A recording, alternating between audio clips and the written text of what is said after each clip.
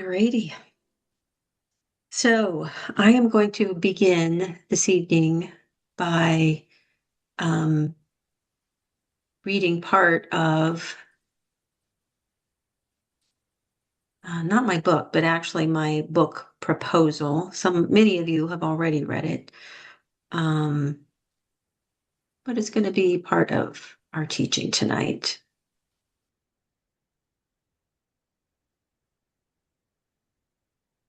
What I like about this is that it cuts to the chase about what the book is about.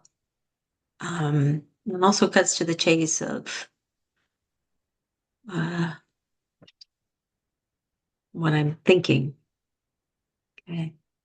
I will begin by stating the obvious. We live in difficult times. I could offer a long list of all our troubles, but that seems unnecessary. I think it suffices to say that we have a lot of problems and people are struggling. So there's one thing that all our problems have in common. They all involve the human ego.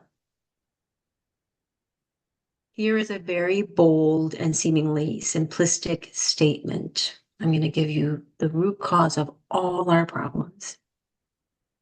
The ego is the root cause of all our problems. Anything that you may view as a problem in our life, in your life, in the world, the root cause of it being a problem is the ego. It's the cause of inequity, injustice, wars, poverty, and the harm that we do to the planet and our fellow creatures. It is the root cause of our separation and distrust of one another. It is also the source of the small but painful daily human experiences that we all share, such as loneliness, doubt, self-judgment, anxiety, worry, isolation, fear, and shame. This makes the ego sound very powerful, and indeed, it is very powerful. So it may be shocking to realize that the ego is nothing more than our sense of being a separate self and a tangle of thoughts, beliefs, and opinions that are perpetuated from one human being to the next. I know that I was shocked to discover this. In addition to the individual ego, which every one of us possesses, there also exists the collective ego of our families, our tribe, our nation, and our world. So we are all under the sway of the ego, and we are all caught up in its tangle. And now I'll make another very bold statement. The solution to all our problems is love. And just in case you think I'm crazy and naive, the wisdom teachers and all of the prophets down through the ages have said exactly the same thing. And I don't mean, and neither did they, the fairly limited love that we can muster for our family, friends, and tribe, or the flower child type love of the 60s. I mean a love that is all inclusive and all encompassing, a love that is as accessible to all of us as our next breath, and that it includes everything and everyone. The love that I'm talking about simply is, and we are in it. We can only experience and access this kind of love through our soul. Sometimes it breaks through our ego and we can experience it. It touches us. But to actually access this full experience of love requires us to be in touch with our soul. So today is November 17th. I think the date is, I could be wrong, January 20 something, we will be inaugurating a new president.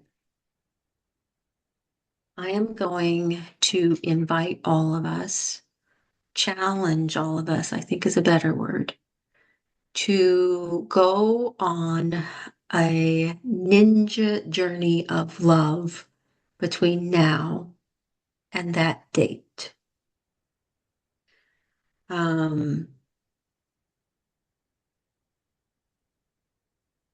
So I am inviting us all into a season of love in which we completely devote ourselves to the practice of love. So this is the kind of love that does not determine who is worthy of our love or our compassion. This is a love that includes everyone. So I invite us all to take a moment and think of one person that we despise most in the world.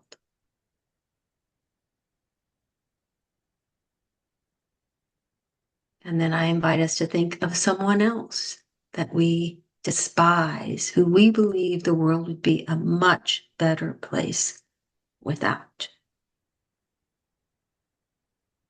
We could probably come up with a third and a fourth and a fifth and a sixth and a seventh. On and on and on.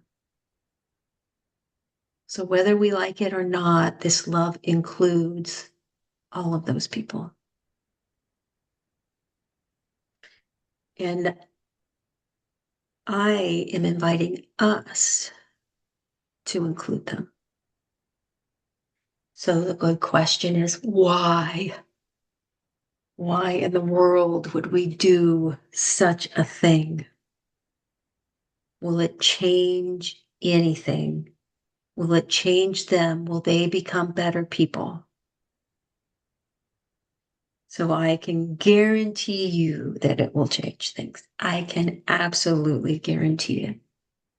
It will change us. And I believe with every fiber of my being that that is the only way we create a better world. It's not by despising the other or championing one person over another. It's from changing our own hearts, our own self. And then the next question is, how? So to answer that question, I'm going to read just a little bit of a poem I've been working with and we were working with in a previous presence practice.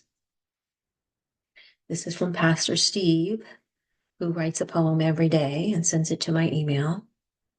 And he says, in troubled times, it takes great concentration to align ourselves with grace instead of force, with love instead of fear. We begin by allowing ourselves to be loved, along with all the rest of creation.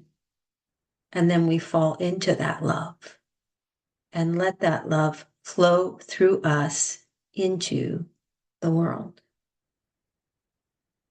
So it took me several times through this poem before I noticed that there is a 3-step process here in how to love all and to include all in our love.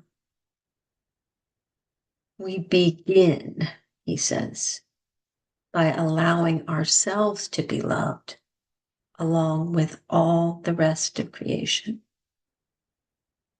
And in working with that poem, I realized that I wasn't doing that. This is the one who talks multiple times a week about being in love. And I've gotten pretty good at that.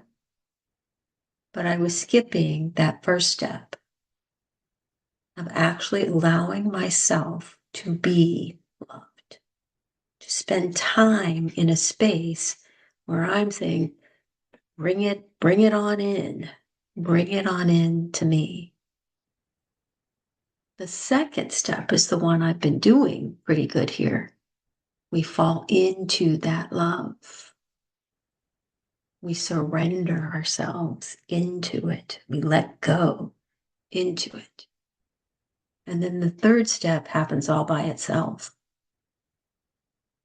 We let that love flow through us into the world.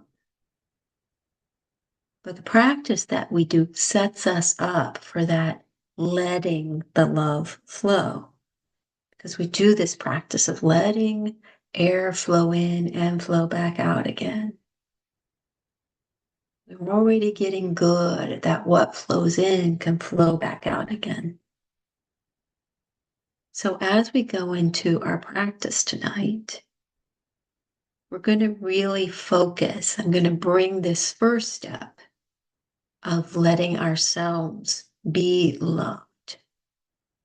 And then we'll include the second step as well, falling into that love and then letting the love flow. So I'm going to be sending, this will be recorded. The recording will be available. I'm not kidding. I really invite you into this journey with me over the next couple of months of practicing this every day, becoming these ninja warriors of love for 2025 and beyond. So, a reminder once again that we are in love, that we practice in love. That if you are here in this circle with me right now, you are in love. If you are listening to this recording right now, you are also in this circle of love.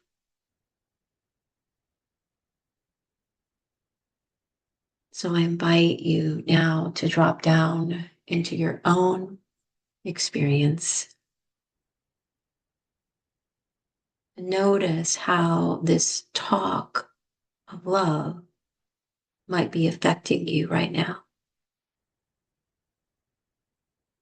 And whether the feeling is good, negative, indifferent, just noticing what's happening in your own experience now.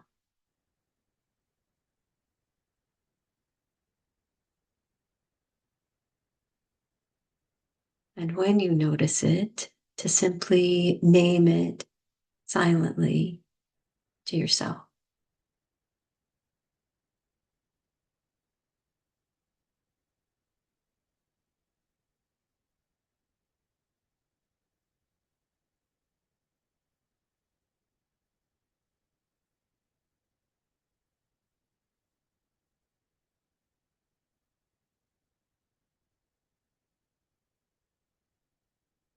This is our first step into presence, knowing what is happening in our own experience.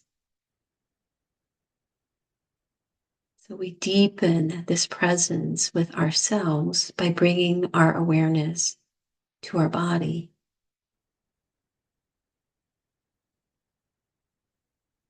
And tonight, in this session, we are going to imagine love flowing in to each part of our body.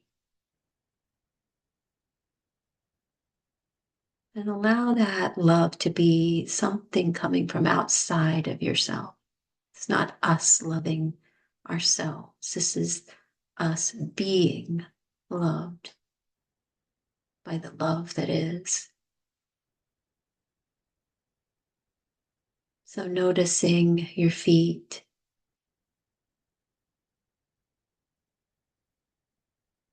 letting love flow in.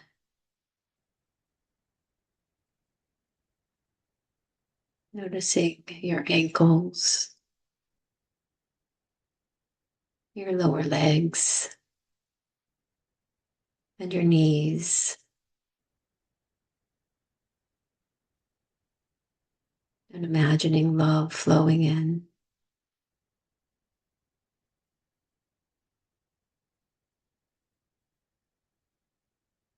Noticing your thighs and your hips.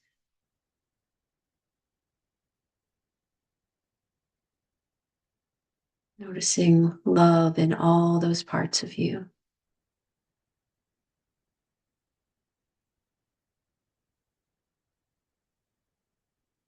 Noticing love flowing into your belly, your organs, your chest,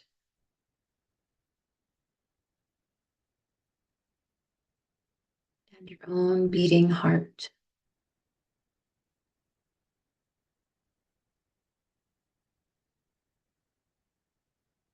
Noticing love flowing into your shoulders,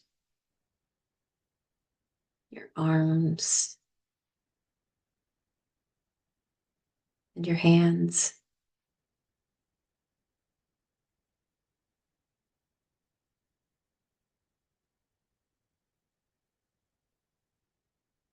And noticing your tailbone and letting love flow through your spine, including your back, your muscles, your ribs, all the way up to your neck.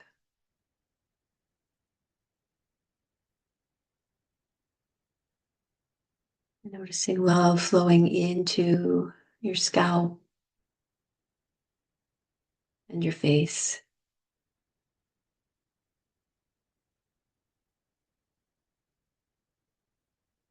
Sensing your whole physical being filled with love.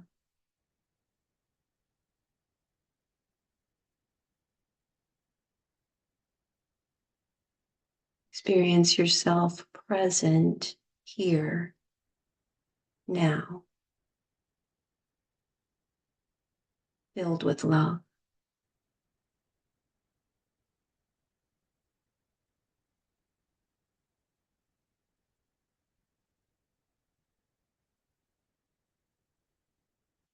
Staying deeply grounded in our bodies, we begin to include our inner experiences, beginning with our heart. This is the part of ourselves that we associate with love and loving. So imagining that your heart is open.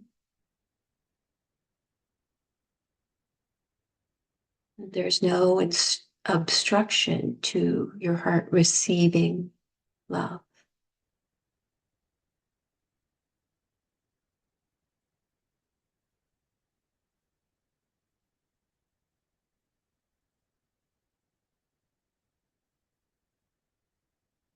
And simply noticing what it's like when your heart receives love.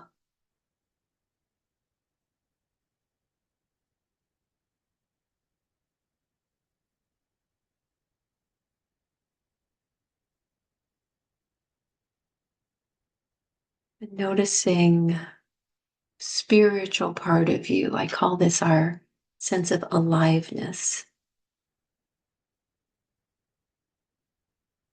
What's your spirit like? What's the aliveness like when you receive love?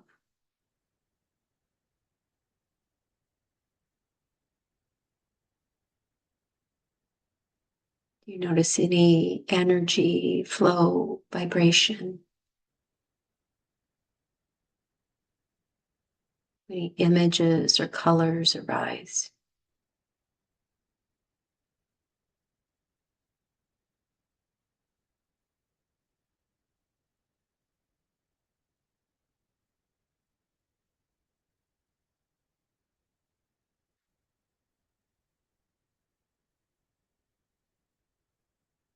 And now noticing our mind. Your mind likely has things to say about love, one way or the other.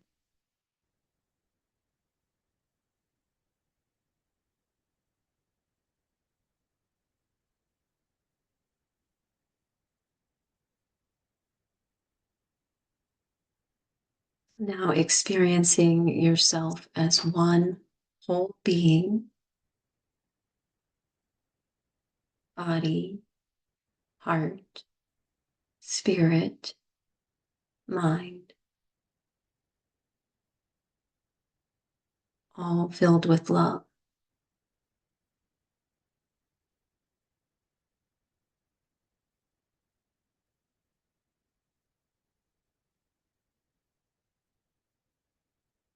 And now extending your awareness beyond your self. Let your awareness extend out into the room you're situated in, extending onto the land around you, extending all the way out and becoming aware that you are a part of all that is. You are part of the world and all the creatures, a part of the world.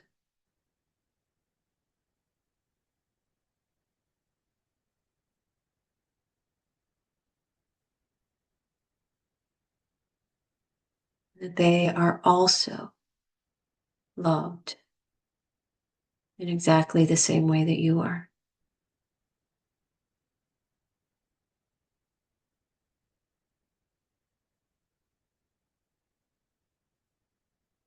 Now becoming aware of the way the earth is drawing you into itself, holding you here.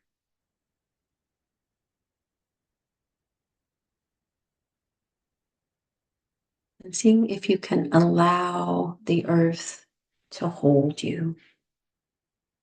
You can trust that you won't float off. And that for this moment, you can actually experience what it's like to be held.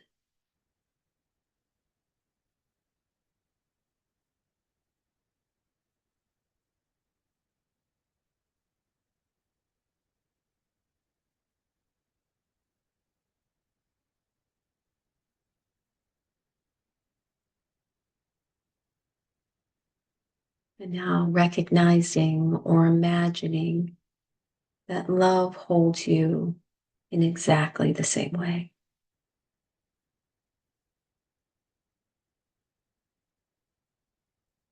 This is the love that we can fall into.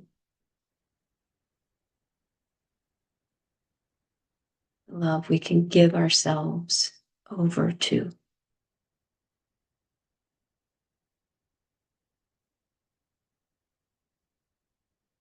See if you can experience any kind of holding there, any sort of relaxation, beginning to let go.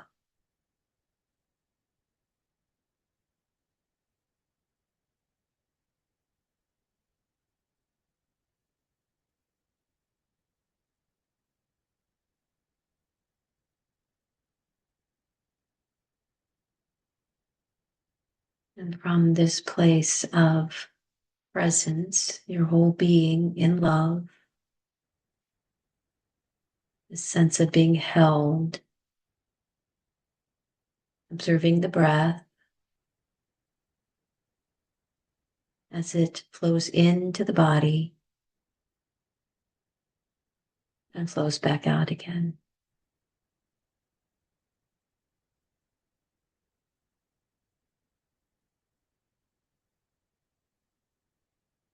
And really letting the reality of how easily, gently, naturally the body receives the breath and lets it flow back out again.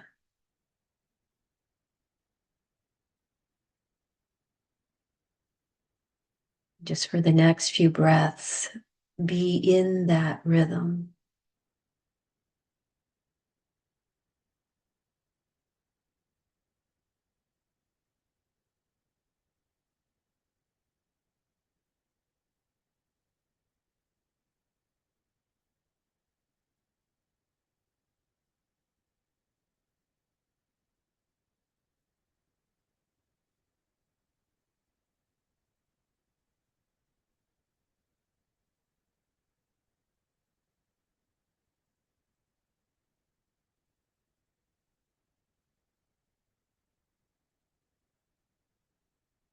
And then imagine that the in-breath is love flowing in and love flowing back out again.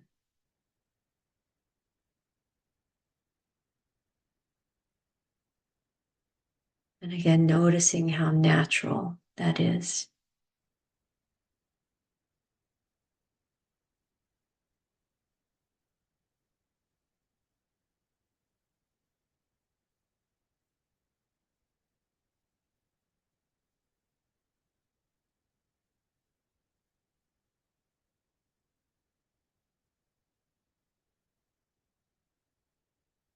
And then on your next out breath, just follow that breath all the way out into a complete letting go, a complete surrender of thought, action, doing, letting go into love.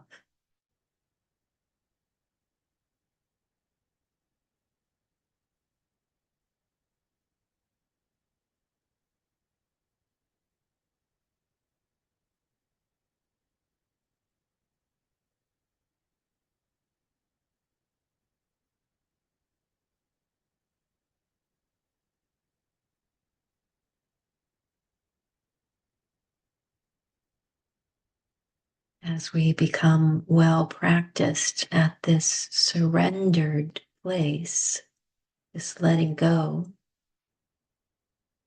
this is the place the ego falls away. Without ego, there's no judgment of who should be loved and who shouldn't, what should be loved and what shouldn't. There's only love.